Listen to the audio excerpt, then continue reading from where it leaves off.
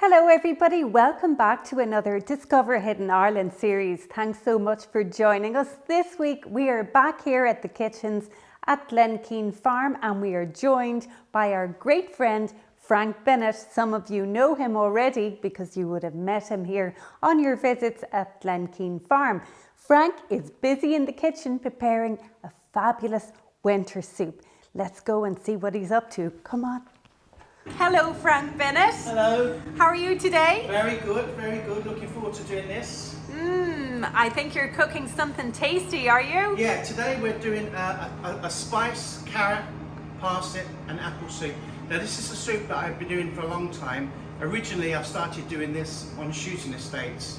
So we used to have the pheasant shoots, and when the guns used to come in, we used to have some really nice warming soup, spice soup that would really make them feel all warm inside, because often when they come out from the shoot they were freezing cold, and this soup would really heat them up. So it's a really special soup.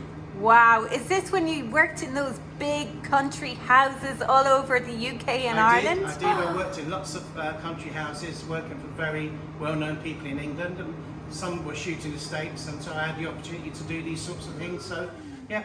Oh, fabulous. And you've brought your wonderful talents here with us to Glenkeen Farm and to the viewers watching. And I was saying earlier to them, some of them will have met you over the years, Frank, here at Glenkeen, where they've enjoyed your amazing dishes. And do you want to say hello to everybody out there? Yes, I do. I used to be a slave at Glenkeen. Very underpaid, minimum wage slave. But I really enjoyed it because I loved working for Catherine and Jim. And we love you too, and it's certainly great to have you back here at Glenkeen Farm. Thanks so much. It's a pleasure. Thank you. Okay, so first of all I'll run through the ingredients for this soup. First of all, it's 600 grams of chopped carrots, peeled and chopped. 600 grams of parsnips, peeled and chopped. Just cut them about sort of 1/2 inch to 3/4 inch. The only reason I cut them fairly small is because when you blend it, it will blend a lot quicker. So we've got 2 green apples. You don't have to skin them, leave the skin on, they're perfect. 4 tablespoons of fresh ginger, chopped. 1 tin of coconut milk. 3 teaspoons of cumin seeds. 3 ounces of grated coconut. 600 grams of chopped leeks, or maybe about 3 leeks chopped will be fine. 2 tins of tomatoes, chopped tomatoes, and fresh coriander. About 5 or 6 tablespoons of chopped fresh coriander, and salt and pepper obviously. So to start, what I want to do first is fry off the leeks. So what I'm going to do is just really fry off all the vegetables, scrap them off so they're nice and soft before we add stock. So you heat the pan first with a bit of Heat the pan oil? first with a little oil and a couple of ounces of butter. I'd use oil and butter because it's much nicer for frying off the vegetables rather than using just plain oil. So oil and butter. Nice. Straight off the leeks first. And the parsnips.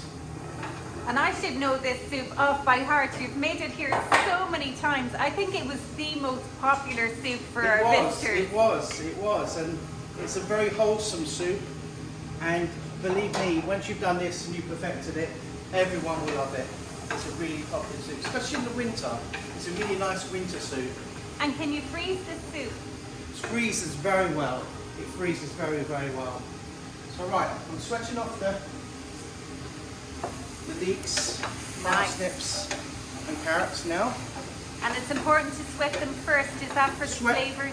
Yes, sweat them off so they're soft. Again, you know, and it takes less time for when you're liquidising it in the machine. It liquidizes to a smooth consistency. All right. And is that stock there then, or? Yeah, I've got about 4 litres of chicken stock. You can use vegetable stock as well. It doesn't have to, it can be totally vegetarian and actually vegan as well. So you can be vegan and also be gluten-free. Awesome. So it's a good soup. It ticks all the boxes. It ticks all the boxes. So what I'm going to add now, before I add the apples and the ginger, I'm just going to add the spice, which is 3 or 4 teaspoons of cumin seeds. And then add the ginger. And that's just fresh chopped ginger? Fresh chopped ginger, yeah. You Nice. can use powdered ginger, it's not a problem, but you won't get the same flavour as fresh chopped ginger. Sweating it all down nicely now. It smells wonderful. Yeah, it'll be, That smell of parsnip and leek and yeah. combination of ginger, making me hungry now, Frank. But try not to have it on a very high heat, have it on a medium heat, because you know, if you go away doing other things, it will burn. So. And you're a great watcher. My downside to cooking in the kitchen is I could burn water, Frank. No, your downside is cooking. Period. Well, I've got, I think I can use the microwave, you know, I could always reheat things, and it's great, of course, when you prepare these wonderful meals.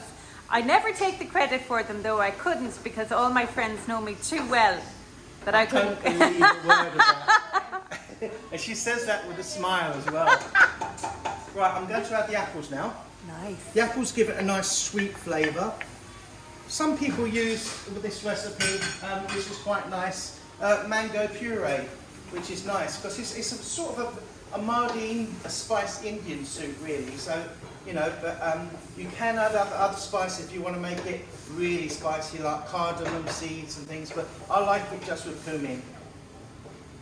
Wow. So what I'll do now, is I'm just going to add the coconut. The grated coconut is really nice because it helps thicken it. You don't have to add anything else. Some people use potatoes for thickening the soup, but I like to use for this particular one, grated coconut. Nice. It gives it a nice texture as well. Right, next thing, the fresh chopped, oh it smells heavenly, coriander. You use coriander in a lot of your dishes, Frank. Well, I do because I've travelled a lot, and I've travelled the world a lot, been to Thailand many times, Malaysia, Bali, India, and it's just something I love. It's just, and I grow a lot of it at home as well, so I make lots of Thai curry paste from the lots of ginger we have, so it lasts us all winter. We can put it in the freezer. So I grow a lot of coriander in our greenhouse, and it's just something. It's just a wonderful herb. It's great in salads, it's great in curries, and it's such a versatile herb. And it's also referred to or called cilantro, is it? Exactly. In the States. We've got the tomatoes. Okay, so we've got the tomatoes. You can use fresh tomatoes as well if you've got an abundance of fresh tomatoes. But the only thing about the tin tomatoes, it gives that a lovely colour. So the last thing now is just to add the chicken stock. I've got here, as I say, about 4 litres of chicken stock. When you blitz it after, you might find you need a bit more. Just add some more chicken stock or a little bit of boiling water, or even milk, you know, just to make it the right consistency. And if I can just ask, if you don't have a soup gun or a soup blitzer, you could do a blitz the veg in a food processor? You can use a food processor or a robo machine, you know, but any machine that will liquidize vegetables and soup you can use. Fantastic. So right, I'm going to let that simmer away now for about 20-25 minutes, and then we can put it through the blitzer. That smells amazing. Oh wow, look at the colours in that. Yum. Maybe we'll have a little sample for lunch, will we? Yeah, and also, you know, you won't need, obviously this is this is enough for about 12-14 people. So if you want to, just halve the recipe. But I like to make it in this sort of quantity because we can freeze it. It lasts, it freezes so well. If you've got people coming for lunch and you want to take something out, this is so easy to do. It defrosts in no time. Yeah, all you have to do then is make the bread. Yeah. Thank you so much. We'll pop back now and that's ready. So it'll cook for 20 minutes and then it's About ready. 20 to 25 minutes. Oh, fantastic. Yes. Yeah. And just blitz it. Just and let it, bring it to the boil and then turn the heat down and just let it simmer. So Frankie, we're back to you and this wonderful soup, it's ready, is it? Ready for blitzing. Let it simmer for about 20 minutes. But 10 minutes into the process, I added the tin of coconut milk. Lovely. So the tin of coconut will be the last thing to go in it. So now I'll just blitz this. If you've got one of these, that's great. I mean, they're really, really useful for soups and for sauces, for dressings. You know, I would say if you haven't got one, invest in one, definitely. And you don't have to spend a fortune on one of these. You can get, I've got one at home, I think it's made by Andrew James, and I think I paid about £40 for 40 euros for it, so you don't have to spend a fortune. And if you like a chunky soup, it's up to yourself on the consistency. Yes. I mean, I like it slightly chunky, but because it's got a coconut in it, and it will be fairly chunky anyway, so it's got a nice consistency. Well, that looks absolutely delicious. And would you serve that with some cream? Yeah, I would serve it with a little bit of whipped cream, or just a drizzle of cream, double cream or single cream, with some nice fresh coriander on top. Oh, fabulous. Drizzle some coriander on top. It's absolutely delicious. I only wish you could taste it, but you can make you it have on to take home. my word for it. That's it. And they can make it at home. Well, thank you so much for sharing that recipe with us, Frank. No problem. Really look forward to tasting that wonderful soup. Oh, and this is all ready for sampling. This looks delicious. And serve it with some nice homemade brown bread. Homemade or pita bread, toasted pita bread, or naan bread is quite nice with it toasted. Oh, lovely. So it doesn't have to be just white or brown bread, because it's slightly spicy with Lee. And another thing about this soup, you can actually use it if you're doing a curry. You can use it as a curry base. So if you're frying up some chicken, add in some spices like cumin, cardamom, fennel seeds, and just add that as a base, as opposed to using cream or tomatoes. Everything in there will be perfect for a base for curry. That is a wonderful idea, especially for somebody like myself who would be lacking in the culinary skills department. Yes. I'm going to freeze some of this, Frank, and make one of those wonderful curries. Thank you so much. And viewers, you can now make your spiced apple, coconut and parsnip soup in your very own home, thanks to this amazing Frank Bennett. Thank you. Thank you. Bye. Bye.